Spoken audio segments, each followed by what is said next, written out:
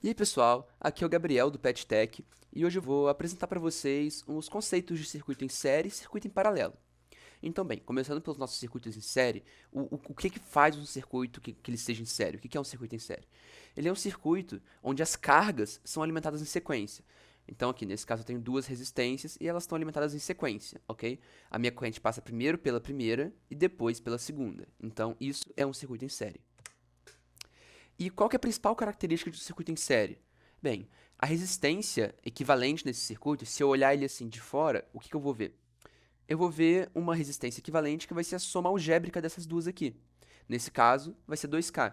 Então, assim, para viés de análise de circuito, eu olhar esse circuito como um todo e substituir essas duas resistências por uma resistência de 2K é exatamente a mesma coisa. Essa vai ser a resistência equivalente do circuito.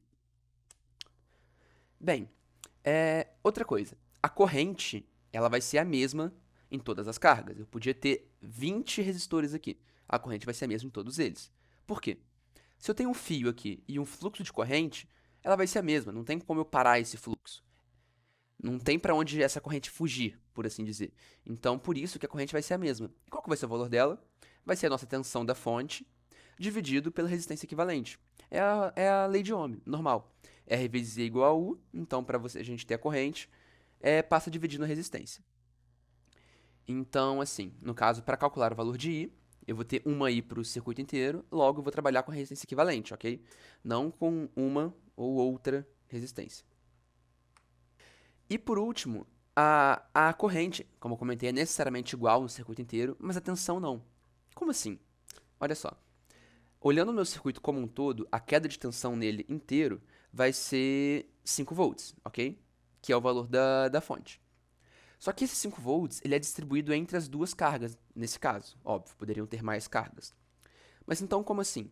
Quer dizer que a primeira carga vai ter uma queda de tensão e a segunda uma outra queda de tensão. Como esses resistores são iguais, novamente, vão ter as mesmas quedas de tensões. Mas, caso os valores fossem diferentes, seriam valores de queda de tensão diferentes. Então, assim, eu vou chegar aqui com 5 volts no meu circuito inteiro, só que uma porção dele vai ser dissipada nesse resistor e uma porção nesse resistor. E como que eu faço esse cálculo? Bem, como tudo na análise de circuitos, basicamente, lei de Ohm.